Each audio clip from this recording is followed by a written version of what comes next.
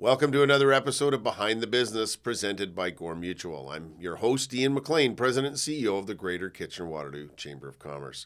This podcast is recorded on the traditional territory of the Neutral, Anishinaabe, and Haudenosaunee peoples. Each week I sit down for candid conversations where we go beyond the boardroom and behind the business to uncover the real stories of Waterloo Region's business community.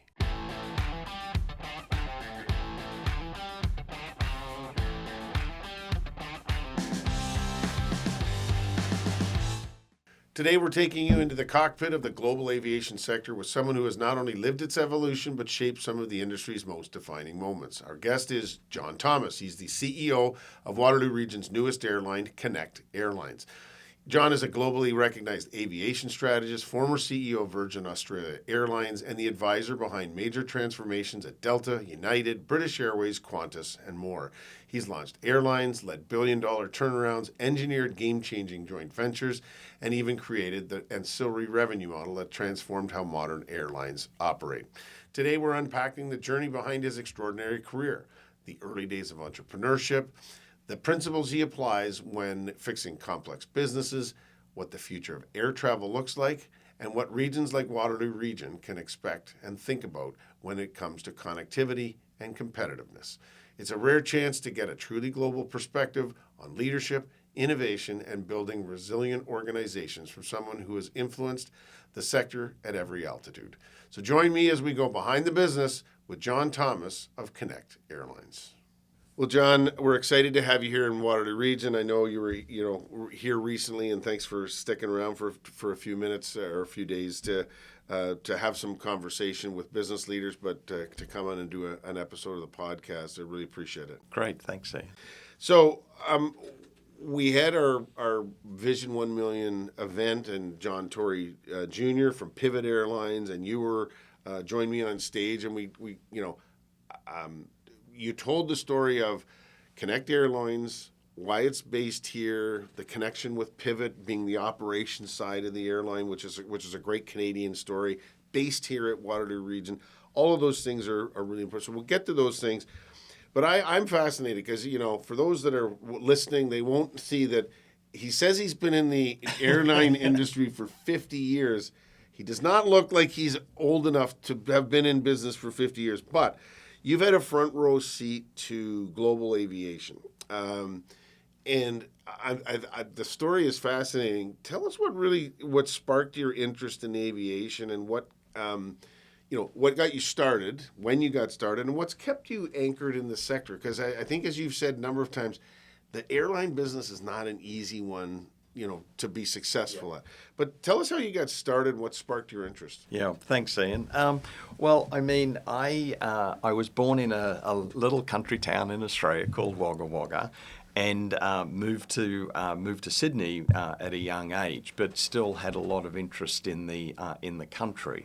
And I used to fly a lot back and forwards, and to me, flying or airlines was all about connecting people. Mm-hmm. We used to have a property down in the country. My mother used to go and look after that property, so I'd literally be back and forth. And so when I got old enough, actually between high school and university, where I was still just under 17, I managed to get my private pilot's license, and really the rest is history. And it really is it's the joy of connecting people, and that's really it's really the thing that keeps me going on it. Now, we were talking before we went on, and I just came back from Australia and New Zealand, and you said when you come to Canada, you kind of feel like you're home. Yep. And when I went to Australia, I said, other than driving on the wrong side of the road, it felt a lot like Canada. Yep. And by that, Australia is a very coastal country because all the big cities are around the water. Yep. It's not quite the same in Canada, but we're a country of 5 or 10, I guess, big cities, and then a lot of small, rural, lot of country, and that's very much like Australia. So the connecting of people there's lots of people that need to get to back and forth to where their home is, if you will, or where their roots are. And so I found that to be, you know, when as you were talking about that in our session, I thought that connection and connecting people throughout a large urban, like a large footprint of a country, and having to get to those big centers is very similar to what we find in Canada. Which takes us to talk about that first regional airline. I think you said you were 19 when you first started your Yep. first regional airline. Talk a little bit about what that looked like. You know, like getting financing, doing the operations, like getting an airline, all very difficult things. How did you make that happen? And what stands out for you as formative lessons? Like, as you stuck with it, so you didn't quit after. Right. What stands out? What did you learn from those early entrepreneurial days? Right. So Ian, it was again communities that didn't have air service, and they needed air services. And as you say, Australia is very similar to Canada, where you have the economic heartland that drives a lot of economic activity. But in most of these regional centres, you just don't have enough people to support sort of a regular airline service. So it's all about how do you make sure you don't put too much capital, because the service can't support a lot of capital, and do it in a way that meets the needs of the local community. So we started this airline. It was called T. Thomas Air Transport Systems. We had to put the T at the front because there was a big transport conglomerate called TNT that we couldn't be too similar to. And we started a service that went from Sydney to basically the southwestern region of New South Wales, that included country towns like Hay, Balranald, and Mildura, and then the Sydney to Mildura service was actually very important, because this was a big rural centre, actually on the border between New South Wales and Victoria, but Mildura was sort of like, it was sort of basically, closer to go to Adelaide or to Melbourne. And so what happened, there was good service between Melbourne and Mildura, but there are a lot of people who wanted to get to Sydney. So actually putting in the direct service rather than them having to fly to Melbourne and connect to get to Sydney. So and then in terms of how we actually pulled it off, we leased aircraft. I had a very strong financial supporter who happened to be my father. That happens with lots of entrepreneurs and lots of startups. Yep. And because I was a pilot, I actually flew the line. Yep. Well, like all small businesses, you do everything: chief cook and bottle washer. Yep. And also, again, the times get it where passengers would get on, and one of them said, "You're not old enough to fly this plane, are you?" And I said, "Absolutely." So when you think back on those things, and as opposed to an aha moment, what's your maybe a sliding door as you're closing, in airport or airline parlance? What were the decisions or risks that fundamentally shifted the trajectory of your journey? Because you must have got to some points of said, go, no go. What are the, do I keep, do I make this investment? Do I do? Because there's risk in every business along the way. Doesn't matter what you're doing. You get to points and you have to kind of say yay or nay, and what's the risk profile. Talk about some of those. There must have been a number of those as you're growing that business, and then I'll maybe we can talk about that in context of your latest venture. Right. Well, from a personal perspective, the sliding door was when I started to fly, I wanted to pursue a professional career in aviation. So I applied to a cadetship with Qantas. And got through, but unfortunately failed the medical exam because of poor eyesight. Oh. So that, to me, that was obviously at the time was heartbreaking, but it actually said, you can be part of aviation without necessarily flying. There's a lot more interesting things that you can do, and hence that sort of put me on more of the, well, perhaps I should be, do more of the business side on the on aviation. And then the second one was really when we had this regional airline going in Australia. It was interesting because the government down there changed the regulations where in the old days you could actually fly all these services with just one pilot. And, the economics are always marginal, but just like what has happened time and time again for the airline industry is government just sort of brushed a new regulation in that required on a 8-passenger aircraft, two pilots, and it just killed the economics. And the thing was, and that was really the epiphany for me was, and something that I'm actually quite proud of is we were in the process of actually investing another, at the time it was about $500,000 on actually buying new aircraft to better serve the regions.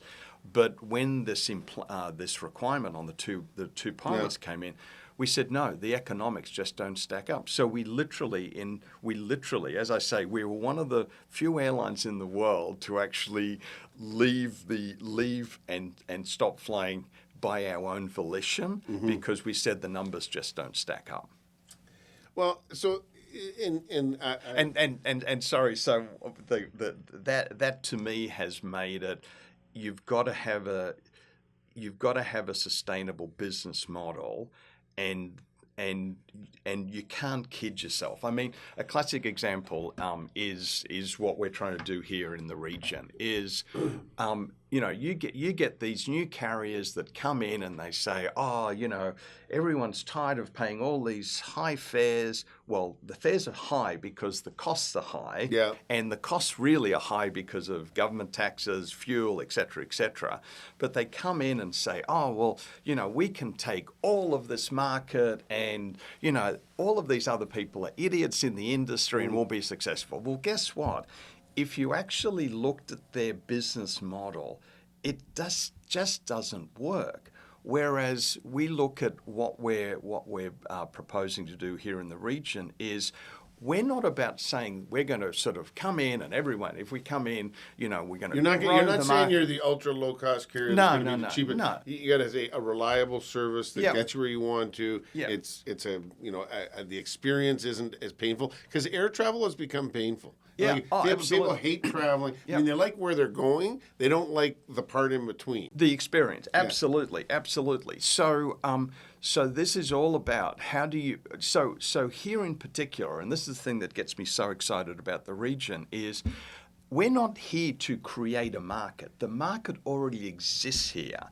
There are 3.4 million passengers a year coming out of the region. At Pearson. No.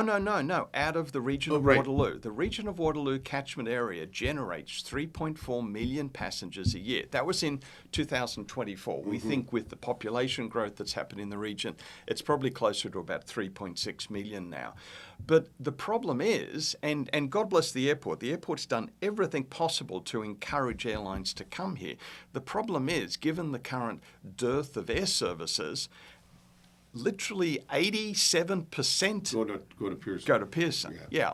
And that's the problem. So what our view is, we're not here to stimulate the market or grow the market, etc. All we're saying is if we have a stronger customer value proposition than what exists today, then we can tap into those 3.4 million passengers. So our plan over the next, say, 5. So the current capture rate at the airport is about 13% of the total market. So it's about 400,000. People that are flying in this catchment area, only 13% of them are flying out of the Waterloo airport. Kitchen, out of the airport. So our plan has us that if we can sort of keep, our plan over the next 5 years is we think we can grow that from basically, again, by flying to the right destinations, we can grow that from 13 to about 50%. Yeah, and that's great. And there's no one that wants to get on the 401 and go to Pearson. If they can avoid it, they would. But they it's the, do we have a reliable service? Because we've had airlines before. We've talked about this. American Eagle was here, flight to Chicago, 85, 86% load factor. Yep. So it wasn't people weren't using it, but it's a business, and they Yep. could make more money flying that same aircraft from Akron, Ohio, I think it was, Yep. to Chicago. So that's what happened. Okay, so because I want to keep get it focused on this, the philosophy that the operating philosophy what you bring to the business when you step into it is, so maybe go with that. It's customer experience, it's competitive pricing. I wouldn't say that you're not trying to be lower. No, it's fair pricing. Fair pricing. Yeah. So I mean, those are some of the philosophies. But talk about some of the things that you've taken from your philosophy and your years of experience that you're bringing to the relationship with Pivot and or Connect Airlines, using Pivot, being based here. Are all of those things some of the things you've learned as now your operating philosophy of saying you got to be where your market is.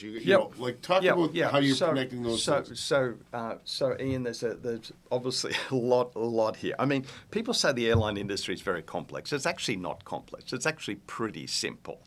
But here are some of the critical components. Number one is because you want to come in the lowest risk way possible. So you basically get aircraft that are perhaps older aircraft, but they're still perfectly good aircraft. Older aircraft where the lease rates are a lot lower than getting a brand new aircraft. I mean, that is a recipe for disaster. I mean, all these new airlines that come along with their brand new aircraft. I mean, put this in order of magnitude, those brand new aircraft are probably costing them something like about 400,000 Canadian a month to lease, whereas ours will be significantly below that. So number one, set yourself up for success by making sure that your overhead costs are very efficient. That includes the leasing of the aircraft, the corporate overhead,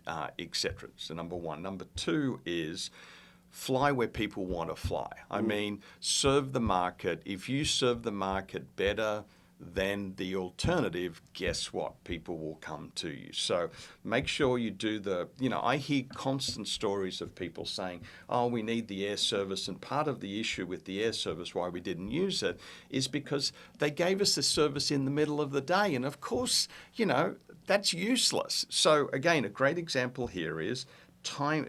Again, our objective is meet the needs of the business traveler and connect the region to the world. So in order to meet the needs of the business traveler, right destinations, places like Montreal, New York, Ottawa, Boston, Chicago, etc., but do it at times of the day that actually allow people to do a day trip. So, that means like a 6:30 a.m. flight out of here, out of Waterloo Kitchener to Montreal, gets you there at sort of like 8 o'clock in the morning. And then, there's a return flight at 8:30 that allows people from Montreal to come to the region for the day. And then the return flight is in the afternoon, in the evening. So, you can come back. So you fly out at 6:30 a.m. out of Waterloo region, and your return flight comes back at 6 or 7 o'clock at night. And so you say you've got a 9 or 10 hour working day in New York. Can still get back and forth. You don't Absolutely. have to stress. I mean, you can leave your house at 6 in the morning. Yeah. And be at the and basically, again, no requirement to be there an hour in advance, blah, blah, blah. I mean, again, one of the benefits of the airport. So the next one is make regional flying great. The biggest benefit of regional flying is you fly out of really, really convenient airports. And you couldn't ask for a better example than the Waterloo Kitchener Airport. I mean, the investment that Regional Council over the last decade has put in there, saying they're building for the future. And we've seen the service pick up, like the number of travelers. It's just getting something to stick. I mean, an actual scheduled airline, and there are some there, but has been the challenge. But those are many of those things are beyond the control of the airport itself. But they've Yeah. made the investment. So this is to attract airlines. and that's what attracted Yeah. Connect and Pivot here. Yeah, yeah. So part of that customer experience is it's not just the airport, but it's the onboard experience. So all 50 seaters only have one class, which Yeah. is 50 seats at a 30-inch pitch. Well, guess what? What's different about Connect is that we have a premium economy section. So we'll have 12 seats or 3 rows of seats that'll actually be at an additional 4 inches of legroom. And I mean, 4 inches of legroom actually makes a difference. So, but yeah, okay, you get the extra legroom, but what else does that mean? It means that, you get priority boarding, priority security, et cetera, but you also get a meal. I mean, where do you get on a 1-hour flight and you get a meal? So and it's obviously it's not going to be a hot meal, but you'll actually have a breakfast breakfast box that'll be really good, and it's a better experience. And the other thing too that we're planning for, and to be confirmed, but the other thing too is having the best Wi-Fi on the aircraft. There are no 50-passenger regional jets flying today on scheduled service that have Wi-Fi. And we're going to have true gate-to-gate Wi-Fi that, again, makes this experience better than what people get on the regular airline when you service. get on most airlines in economy, 30 inches is a dream. Yeah. You would die and go to heaven if you had 30 inch, let alone having 34 if you're in a premium economy. And the final component, which is probably one of the most important components, is I don't care how big you... So I spent a lot of time in the industry developing these win-win commercial partnerships. So, working for the alliances, working for airlines on developing bilateral agreements. But my view, and again, having done this for some of the largest airlines in the world, is I don't care how big you are. In this industry, you need lots of friends. Yeah. And so, again, your classic startup is, we're going to go head-to-head with these major airlines. No. The whole concept around Connect is most of the major airlines acknowledge that they can't adequately meet the need of smaller communities with these smaller aircraft, and they want to get out of that business. They really want to get out of the business. So we say, this is our core business, but we want to partner with you. So that's one of the other benefits of the Connect service is that, we're not going to have a frequent flyer program because you don't want to earn points on a Connect Airlines, et cetera. However, if you have any, and it just won't be one airline, it'll be, you could participate in any of the major airline frequent flyer programs when you fly on our flight. And the other part is Pearson is getting to the point where they really only want to do long-haul domestic and international flights. They just don't have enough capacity. Yeah. So regionally, this is why the business community is so excited about this airport and the investments is, we're getting all-day two-way GO service. The idea is that there would be, hourly service into Toronto, and we're already doing the planning, which I know you're aware of, which gets us connected to Pearson, of having a spur that you could get on here in Waterloo and end up at Pearson. So some people could come from Pearson to do a flight from Waterloo or vice versa, and that makes the appeal of this could be a place that you fly in. You might fly to Pearson, but that connection will make those partnerships. The Behind the Business podcast is made possible through the support of our title sponsor, Gore Mutual. Proudly Canadian, Gore Mutual has stayed true to one purpose for more than 185 years, insurance that does good.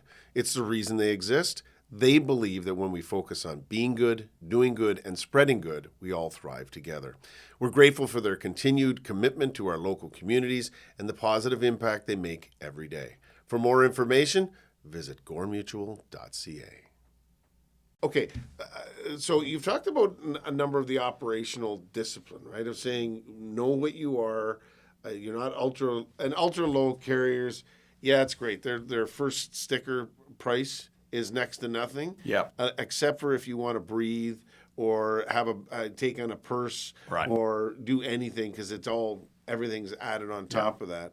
And the experience is not very good. It's cheaper, but it's not a great experience. How do you struggle the operational discipline, right, of saying there's a business, like you have to do the things to kind of be able to make money or break even to start, with the innovation? Because you're talking about innovation things of different aircraft, certain knowing that you're going to talk to your customers about what markets they want. Like first meeting we had, there was the Codfather, Ron Cottle from Cottle's Catch Seafood. There's a lot of people that go to Halifax. Well, you didn't immediately say, hey, look, it's not one of our first number, but we're open to that. Like if we think that there's a market there, that's the sort of thing we'd add. How do you keep the operational discipline with that innovation or new markets? How do you balance both those pieces? So Ian, again, it gets back to having the right aircraft that gives you the operational flexibility to flex into new routes. I mean, the great thing. Pivot currently operates great aircraft, the Dash 8 100s, 300s, but unfortunately they're limited in their range and they're slower.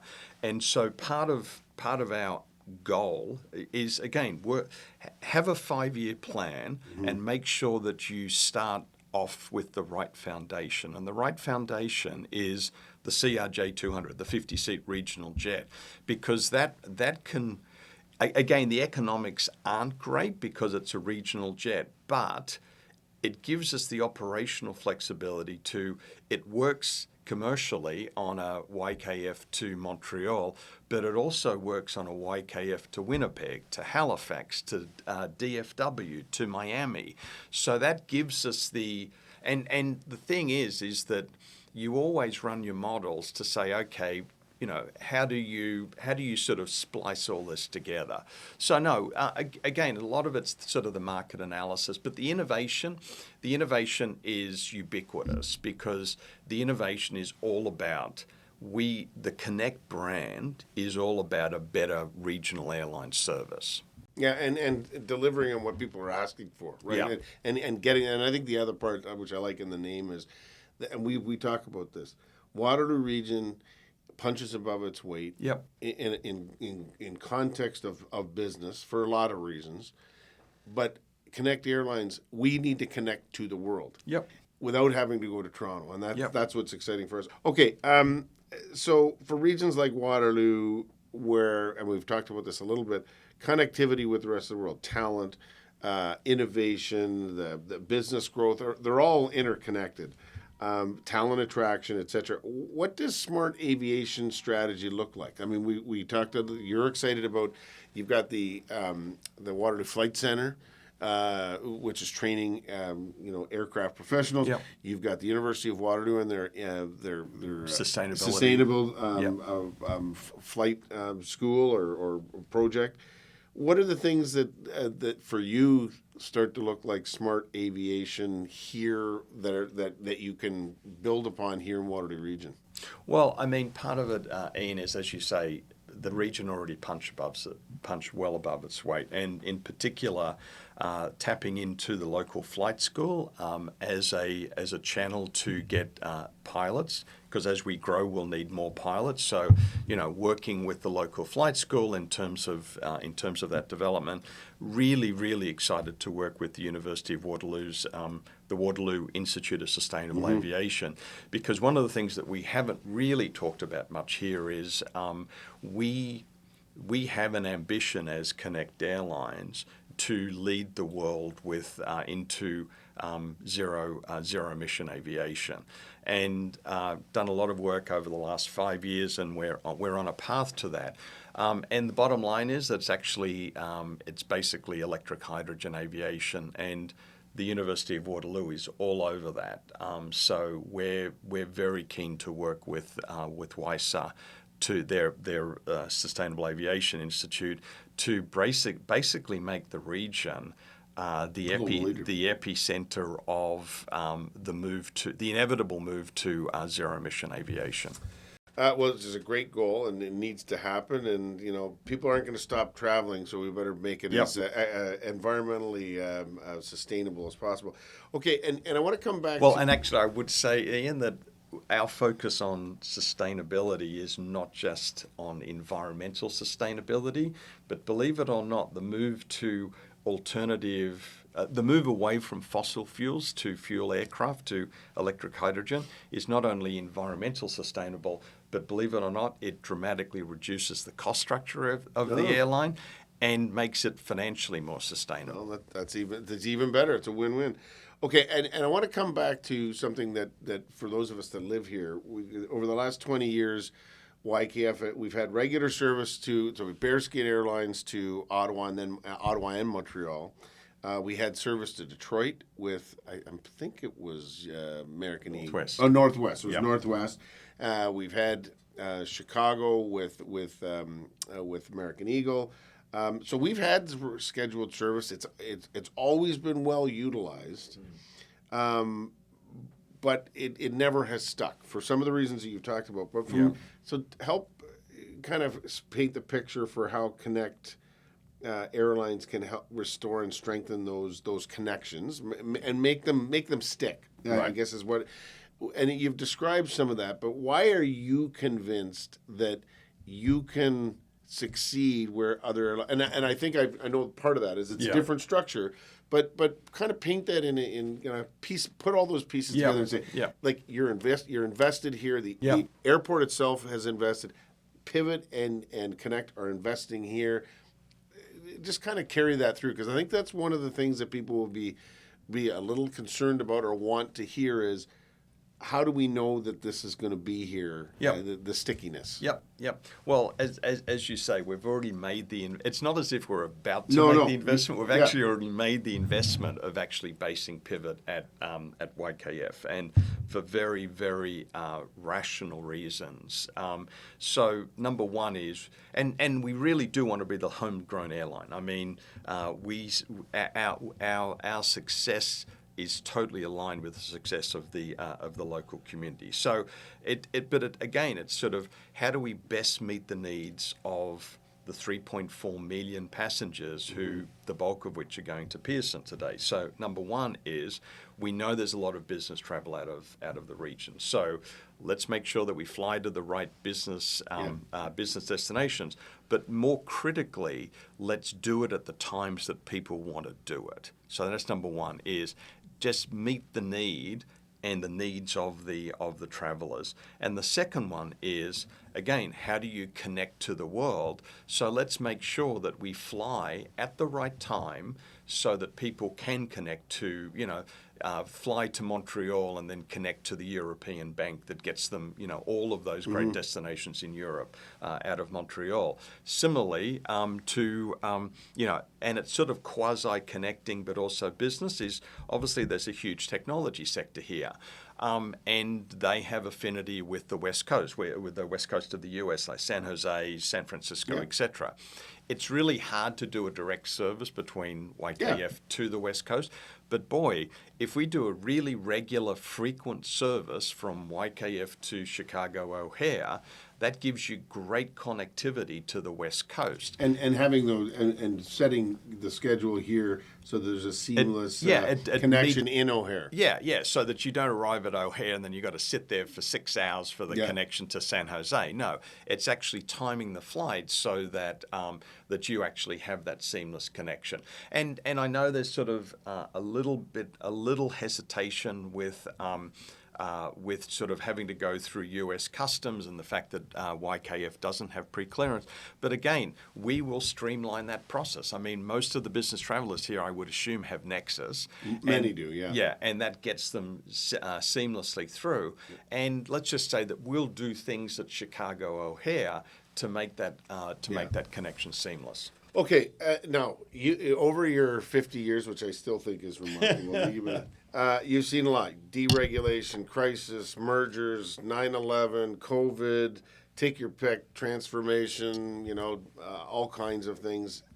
What do you think the next decade looks like broadly for aviation? I mean, we're going to continue to see the growth of and people, I don't think there's any shortage of people wanting to travel, whether it's, and I think there's a growing sense that Zoom calls are great, but people thrive on person-to-person absolutely. connections. That's Absolutely. where business gets done. So business, the travel isn't going to go away. Where do you see the industry and aviation going in the next decade?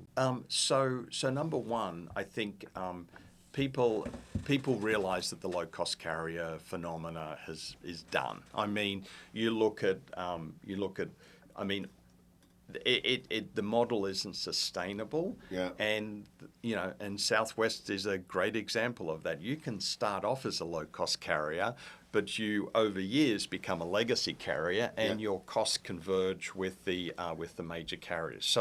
So I think that there'll be less new entrants in terms of this low cost carrier. Number one. Number two, I think there'll be greater collaboration with the airlines to give people global connectivity, because that's what people want. People want the global connectivity. I think the third one is the dilemma of the major carriers is that you can't be all things to all people. And I think it's those carriers who are brave enough about their core business proposition to say there are parts that we just can't do well, and regional aviation is a classic example. It's very different operating a 50-passenger aircraft versus a 350-passenger aircraft, on long haul versus on short haul. So I think you'll see more, let's call it specialized airlines that actually are very focused on meeting specific needs of a community or of a customer segment, etc. And then finally is the industry has to decarbonize. And I'm sad to see the amount of money that's going into SAF. Because I don't see SAF as a solution. What is SAF? Sustainable aviation fuels. Yeah. And again, it gets back to government regulations. I mean, I'm on the board of Iceland Air. We're a European, part of the Schengen. We're a European carrier.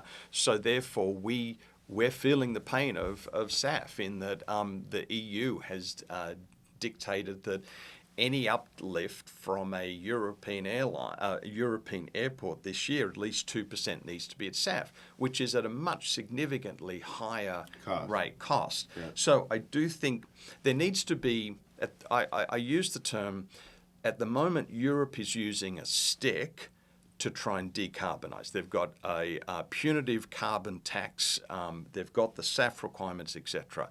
You need the carrot. And to me, the carrot is the region, and again, fits in the regional aviation space. If you look at the migration to electric hydrogen, which I think everyone has now recognized is the first step on that path, and the technology exists today to reconfigure the current turboprops into hydrogen electric.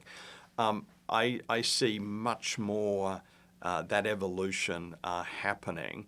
And interestingly enough, is because the airline industry will be a huge producer and consumer of liquid hydrogen, the airports can actually become hydrogen hubs and have additional benefits for the local community. I mean, that's always a problem with hydrogen is the scale. Well, scaling it. And I mean, sometimes the technology, it will catch up, but the scaling of having, the hydrogen available where you need to have it. Yeah, and Ian, that also gets back to the point is you need to do it in a economic, rational way. And the classic is, to your point, producing hydrogen through electrolysis is really, really expensive depending upon what your electricity costs are. But one of the cheapest ways to produce hydrogen is natural gas. Yep. Now, under the rainbows of the hydrogen, which we'd all like to get rid of, it's grey hydrogen. Well, guess what? There is technology today that allows you to pass natural gas through a process where the offtake is either carbon black or graphite, and you get green hydrogen. So let's use the resources we have. Mm-hmm. I mean, don't go and put even more tax on the grid, because at the moment, as you know, Yeah. AI and the data centers are really a huge drain on electricity. Take resources that we have, and Ontario has an abundant supply of natural gas, so use that. Therefore, you actually significantly reduce the cost, and then you need to obviously have a liquefaction, and that's where you put the capital, is the liquefaction of the hydrogen. Who would have thought the John Thomas and the airline industry are going to be some of the greatest environmentalists for sustainability? I mean, I hadn't thought of it in those contexts, but when we do talk about energy, we all know that the big industrial users are the biggest contributors: transportation, manufacturing, travel. And so all that needs to be done. So that's fascinating. Listen, okay, before we've gone over, I'm way over time, but we still have to get to our rapid fire questions. But last thing before we do that, what is the best way for people to help as Connect starts here? So whether you're a business person or someone that does a lot of travel, how can people support you making the right decisions for delivering service in this area? What can people do to be helpful? So just tell us, go to www.connectairlines.com. There is a feedback thing on the website. So we'd love to hear people's views on that. And that's also a way that we can keep them informed as our plans solidify. So things that might be helpful, where they might travel from, how often they travel, maybe some price sensitivities of saying I would travel if it was in X, Y, or Z. So some of those types of things are helpful data points for to understand what the market is saying here, so that you can make your decisions and sort of stack and schedule things. Yeah, perfect. Yeah. Okay, now this has been a fascinating story. I've thoroughly enjoyed this, but this podcast I always ask a series of questions which I think kind of get to leadership, right? It's fascinating to hear how leaders in their industry kind of view things, and there's no right or wrong answers, but I ask the same set of questions to everybody. So if you could go back and tell your younger self something, what would it be? Have self-confidence. That's a good one. It's a good one. We all. And it's funny. I walk around looking at kids today, and I want to say, just believe in yourself, because you really are great. Yeah. And no one's told you that yet, but everyone has their greatness, and just believe in yourself and go for what you believe in. Okay, who, as you think back on your journey and where you are today and what's yet to come, who inspires you most? My wife, Paula. Yeah. Yeah. She's a hell of a lot smarter than me. Marrying up is always a good Absolutely. thing. No. I definitely married. And she says she knows what I got out of the relationship, not much what she did. But my wife. That's great. Okay, if you weren't, and this is hard to imagine, I said this, you've been in it so long. I mean, I find it hard to imagine that if you weren't in your current career, what would you be doing? But what would you do if you weren't in the airline industry? I'd be a singer. Really? Yeah. I come from a very musical family, and I love music. That's the first time we've had singer. That's awesome. Are you reading a book? Do you listen to podcasts? What do you do to kind of stimulate your brain or shut off? No. So I read books on history of countries and states. So Robert Mitchum, Texas, Hawaii, love those books. My old boss he loved those books. And great big thick ones that would take a long time to get through. Yeah, they're fantastic. So they're almost historical, but they're wrapped in a story. Yeah. But for anyone who's interested in aviation, history of aviation, another great one is Empires of the Sky. Empires of the Sky. I'm going to take that one on. Yeah. Empires of the Sky. Okay, and one more time, just if someone wants to be in touch with you or connect or pivot, where do they go? www.connectairlines.com. Connect Airlines. Listen, John, it's been a fascinating couple of days. Appreciate you coming. And you do live in Texas, right? Is it Houston? No, Dallas. He's a Cowboys fan. Boo. We're Buffalo Bills fans in this part of the world.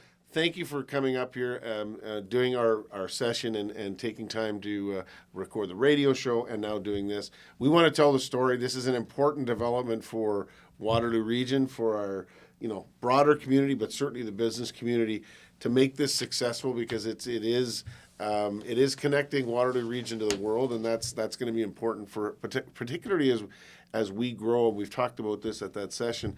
We're going to be 1 million people in 20 years. It's 300,000 more people in your customer base. Yeah. We've got to be ready with the services and connections globally that people will expect when they live here. And Connect Airlines, we hope, will be a long and valued partner in that process. Thanks for joining us today. Thanks, Ian. Appreciate it. Thank you for joining us for another episode of Behind the Business, proudly presented by Gore Mutual, insurance that does good. New episodes drop every Thursday, so be sure to tune in next week. You can also visit greaterkwchamber.com to catch up on past episodes anytime. We'll see you next time as we continue to go Behind the Business.